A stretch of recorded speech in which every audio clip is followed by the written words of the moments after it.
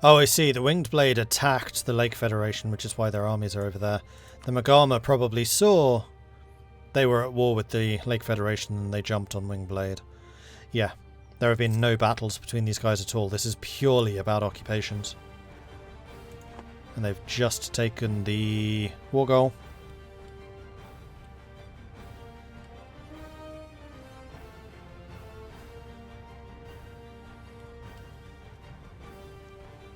Would be interesting to see other fantasy mods enabled on other Paradox titles. True. I mean, you are getting them. It's just that Anbennar, I think, is more interesting because it's so... Okay, so Karubia was Cold Rage. Thank you. What was I saying? Anbennar is more interesting because it is made by the Anbennar team. It's not just Game of Thrones or Elder Scrolls reskinned into a new game. Don't get me wrong, those are good. I have that extra appreciation for Anbennar because they've created their own lore and their own history and their own setting. That's a heck of a lot more work than just basically importing a strategic or an RPG into a strategy game. Really looking forward to Anbennar CK3. Yeah, that's going to be interesting. Like, I suspect I'm still going to enjoy the EU4 version more just because, one, I like EU4 more and I also like this time period more. Ooh. Neckcliff versus Vern. We've got another player war. I think that they weren't too happy about the fact that Neckcliff refused to move to West Ham with a little bit of prodding from me. And Vern is now just killing them. Yep, there you go. The Emperor is killing one of the Emperor's people. To all of my loyal friends of the Empire, this is goodbye. I shall leave now for better shores, and I pray your lives, for your lives, with this hairy dictator. Of course, because the Emperor went null. That is a betrayal of everything in the Empire. And I wonder if Vern is going to be made to pay for that. I'm sure some of the other Empire players are going to be watching that particular betrayal with a lot of interest.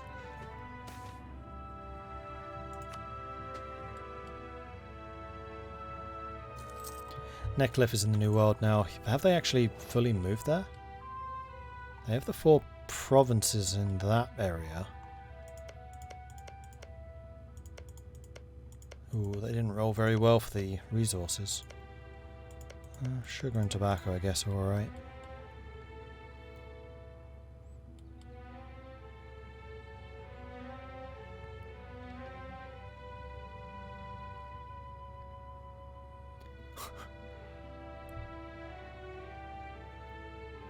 They even look evil.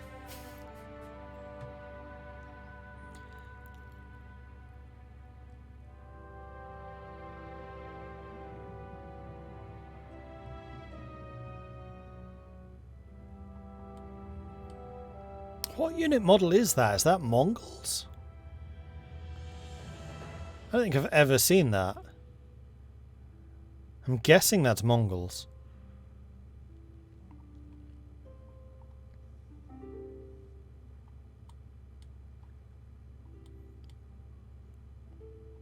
It does look like a samurai. But samurai with giant horns? And with the Mongol crescent thing? That's not a samurai thing.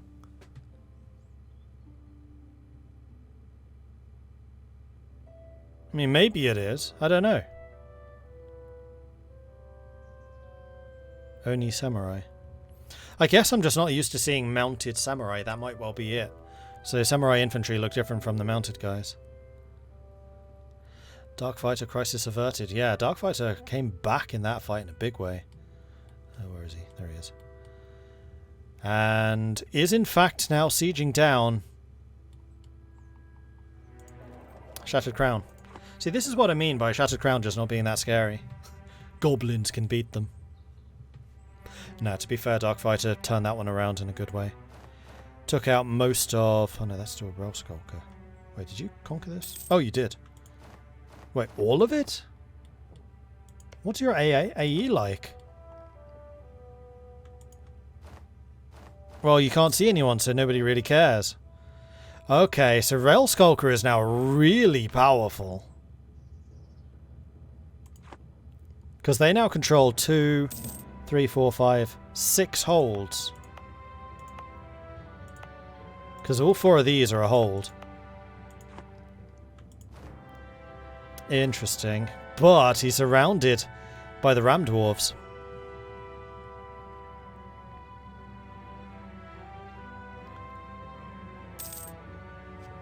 So the goblins are indoors and the ram dwarves are outdoors. That's going to be a really interesting conflict between these guys. So the ram dwarves currently on 170 manpower. These guys on 3,000. They're slowly starting to recover. But that's going to be a very interesting conflict. Certainly going to be cause for some high tensions.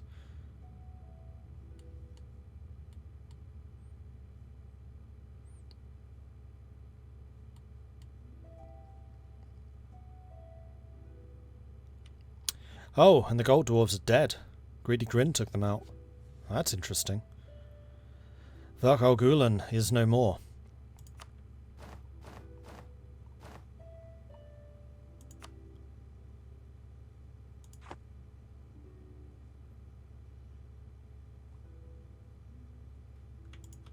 Is Vern even going after Wesdam? No. Wesdam is fighting against Rubenair. And Vern. So even if Mindboy wanted to run to Wesdam, he can't anymore. Whoops. Virkol got yeeted last session. That's possible. Like I said, I didn't see last session, so I don't know that much about what happened in it. I thought it was just that the player that was supposed to play as them didn't show, and then they died. In which case, it's basically the AI played as the AI, and then died.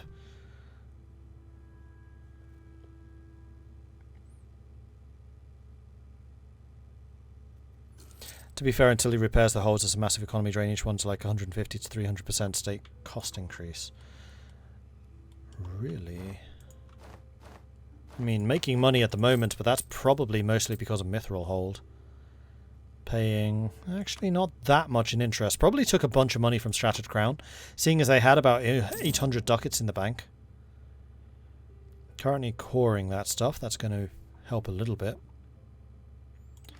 Mission fulfilled. Strengthen numbers. What's that do? Diplo rep and improve relations.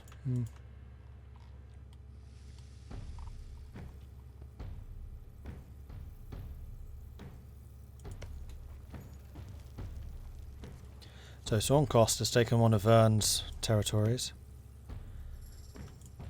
And this is really Rubenair versus Sornkost, isn't it? Yes. So this is going to be one of Rubenair's real opportunities to expand, because Sornkost is actually fairly large, and that's going to be a lot of territory that they can take. So Rubenair really is just going to become Neo-Lorent. I really hope that they stay as Regent Court. I think that would be more interesting.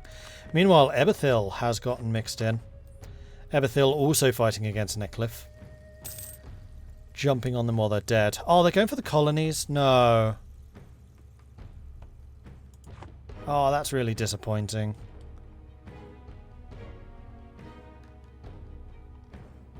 So they're well and truly killing Mindboy. And this is effectively going to cede so much power to Eberthil in the New World at this point.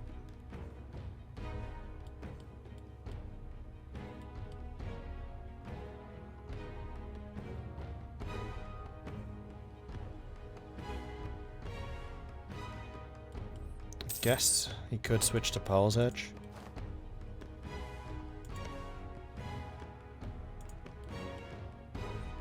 I mean, there are still quite a few nations over here you could play as. Vertesk would be another interesting choice. Maybe even Dame's Crown.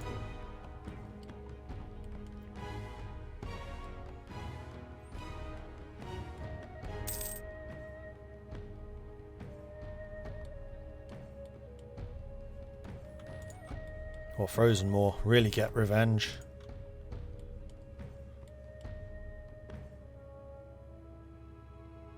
Thank goodness it isn't just one person dominating the colonial game. Oh, wait.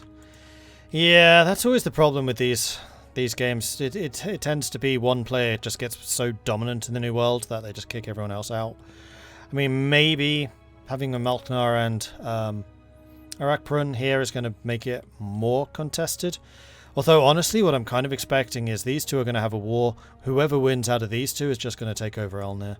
It's always the problem with having a player seeded in the New World, is they will inevitably take over the entire New World, just because it's so hard to root them out.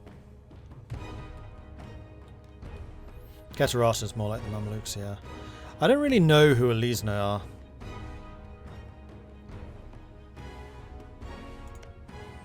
What are their idea group like again? Alizna's ideas. Prestige, maneuver, fire, unrest, tax, advisors. Alizna's probably more like Ethiopia, though they're not as defensive. Persia, maybe? Ebethil's like a mini GB versus mini France. Bucelar. I haven't actually really looked at Bucelar. I mean, France here is always Lorent. Lorent is just France. Fort maintenance, fort defense, discipline, morale of navies, sailor modifier, colonists, galley, cost and ability, land attrition, naval attrition. Yeah, I wouldn't say this is really France. Bucelar is more like Tuscany or Naples. Ebethil is definitely GB. I would agree with that, 100%.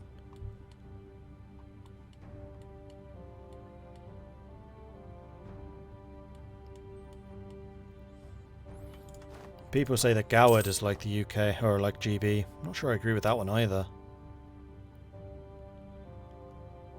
No. I would say Goward is more like Poland. Or Russia. More Poland.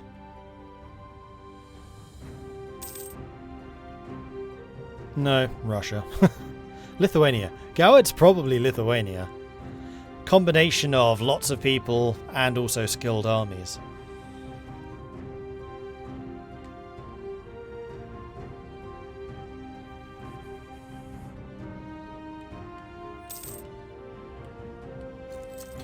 Marhold has cav buffs like Poland.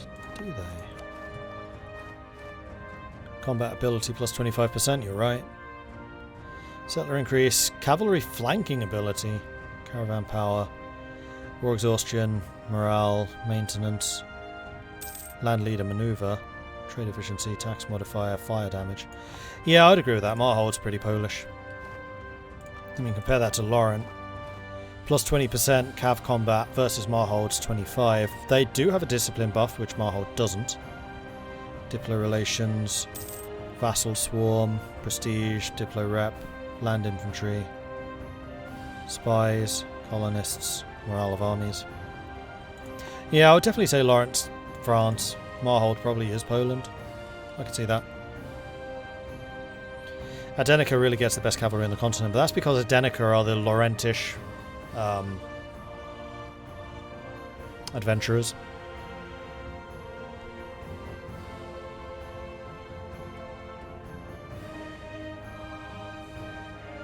Marhold also has unique mercenary groups they can get with the Griffin Riders. Oh, interesting.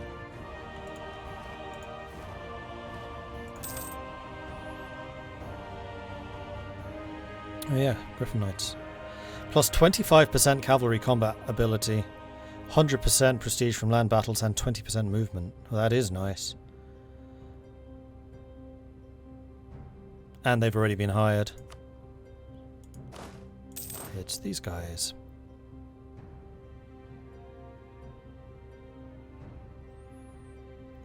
Now, I can never remember, do your national military buffs also apply to mercenaries? So would that basically be a 50% cavalry combat, or is that just 25? Who'd be Prussia? Verkal Kanzad? No. Prussia's more about land infantry. Ovdol Kanzad's all about artillery. Ovdol Kanzad would be Smolensk, who also have ridiculous artillery buffs. Prussia, I think, is somebody like Istralor.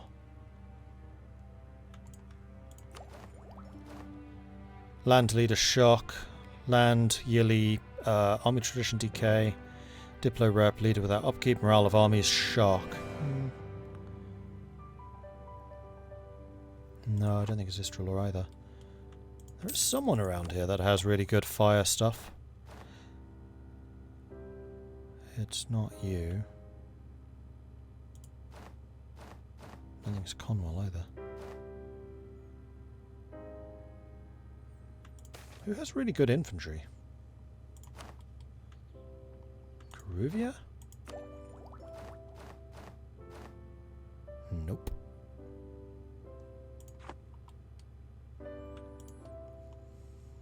Blade marches. Yeah, blade marches possibly. Or else one of the dwarves. I mean, if we take a look at Ovdel Khanzad, it really is their bonuses are about artillery. Development production, artillery fire plus 0.5, land fire plus 15, artillery combat plus 10, shock damage minus 10, artillery bonus versus forts, fire. I mean, they are going to have some decent firepower, don't get me wrong, but that's not their main thing. You know who's Prussia? Gnomish Hierarchy. Gnomish Hierarchy is bloody Prussia. Discipline plus 5%. Do they have a morale? They don't have the morale buff, is the only thing. Oh yeah, they do. Plus 10%. Infantry combat plus 20. Yeah, Gnomish Hierarchy is definitely Prussia. Infantry combat ability plus 20%. And they also have the Artificers, which increase the infantry fire by another 20%. So the Artificer units would be the goose-stepping Prussians.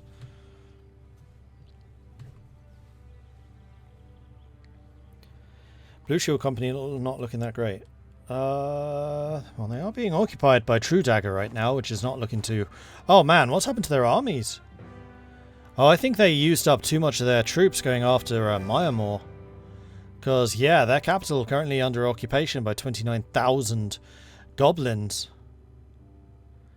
And basically no troops to muster. You've somehow got an alliance with the kobolds. Okay, that's an interesting one. But it's 7,000, of which only 3,000, 4,000 are yours, versus 30,000. There's no real way of coming back into this. You'd have to take loans to get mercenaries, which are all available. You can get quite a few of them. Get another 16,000 mercenaries from that, plus dealing with rebels. Oh man. Tanya, this has gone horribly wrong. See, this is what happens when you try to give cavalry to dwarves. It's just not supposed to happen. This is basically karma going, wait, that's illegal. Oh, did they vassalize the kobolds? They might have. Yes, you're right. Oh, that's interesting. Dwarves with kobold vassal.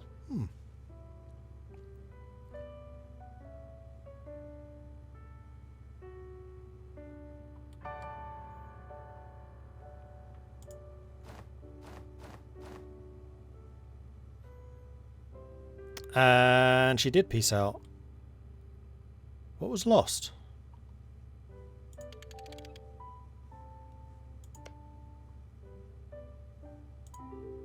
That feels like a really cheap peace deal.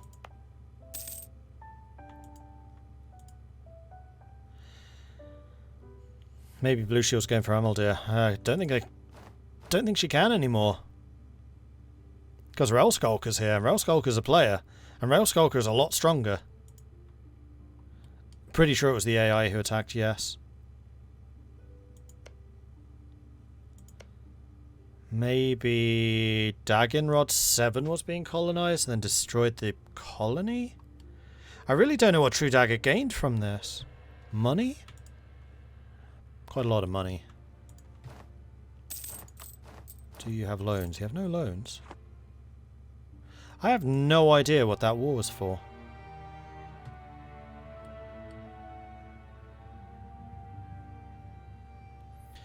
Anbennar, as we awakened my love of EU4. I came back into EU4 in a big way with Anbennar, I must say. Meanwhile, Mindboy is still fighting. Not letting Vern just get away with this betrayal.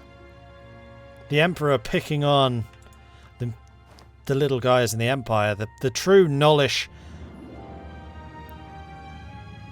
sadism showing through here, I think. And Ebethil being forced to bleed for Netcliffe too.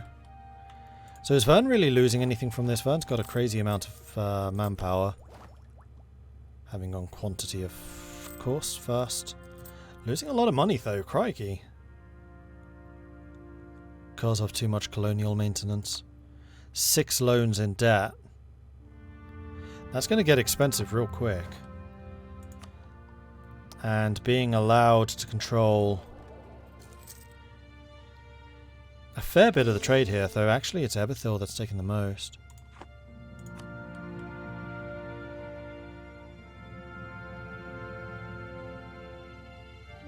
Wow, that is a very good general. Not a mage, just a very good general. Does Netcliffe still have the colonies? Okay, Netcliffe just pieced out. Still has Tian Cost. And the colony over here not looking too hot with Ebethil jumping in as a true opportunist. So Netcliffe is probably trying to find a new place to go to. Netcliffe did re-establish capital here in Lamin, to which Ebethil went, no. Which honestly is probably a good move. Like, as much as Mindboy is awesome and I really feel for him, Ebethil does not want a player nation relocating to the New World, especially not a player colonial nation. Because they can spiral very quickly.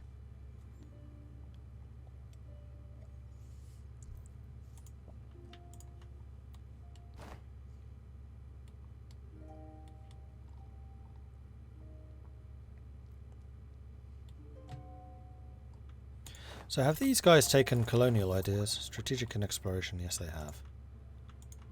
And you as well? Exploration first. So yeah, these two are just going to start blobbing massively out here and are going to become pretty much unassailable. Same with you, although you've still got quite a lot of stuff to conquer. And I think that the territory that you're taking is probably more valuable. Yeah, you've got 291 development versus 504. Okay, I was wrong. Versus 512. So these two are roughly comparable size. You're actually only half their size. I thought this was a lot wealthier than it is. Interesting. So how's the Great Powers list looking? Sarian 2nd, Ebethil 3rd, Sinvar 5th, Arakpun 7th, and Lisna 8th.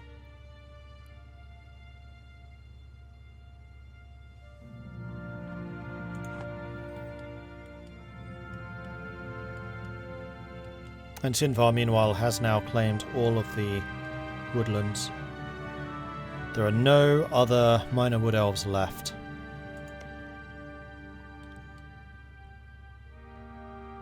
Oh, Rosandar, Lorentish. So who's the one that can form a Denica? Whoa, Corentar. Growing fast.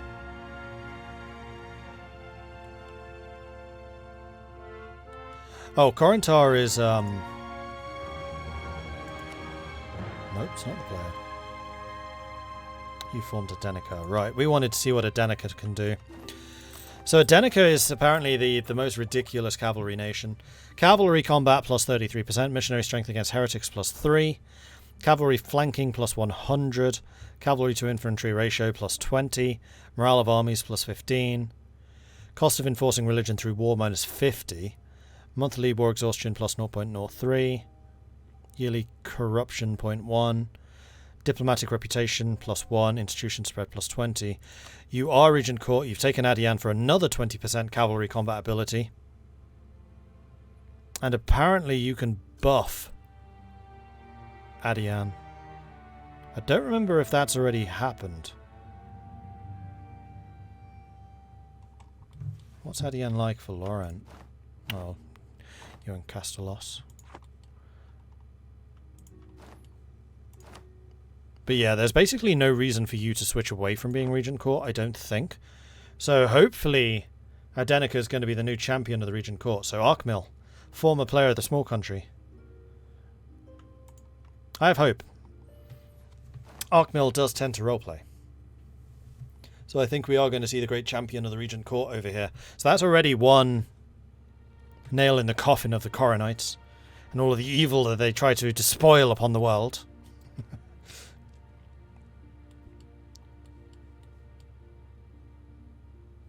Meanwhile, Neckcliff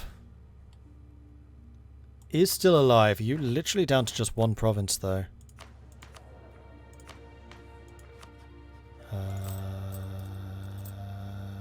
No. 2 provinces and 1 non-oversea core. So where is your other province? And are you still colonizing? You are. Down here. Interesting. Where are you going with that? You can't colonize down here. This is all uncolonizable. Oh, you're going for this. That actually makes a lot of sense. There's no competition down here. Nearest player is you, plus the colonial nations.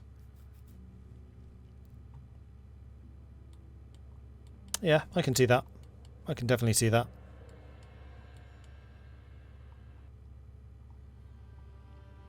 Is small country released yet? No.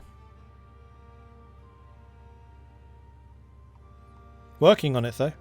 In fact, here we go. BPEC's at war with Gowed. This is going to be a really big fight. So, Gnomish Hierarchy, BPEC and XWES. XWES being AI, but BPEC and Gnomish Hierarchy. Going up against Gowed, Cold Market, Dinetsk, Yokand, North Viswal and Vitesk. This is probably one of the biggest wars so far, in fact. Although Gowed is horribly outnumbered. Actually, no, they're not. Gowed's got a lot of artillery. I'm surprised the gnomes don't have more artillery yet. So this is 69,000 versus 69,000. It's basically equal. And we've got BPEC already fighting against North Viswal here. Stack wipe for BPEC. Vitesk and Gowed starting to appear, though we have to remember that BPEC's armies are kind of rubbish unless they're mercenary.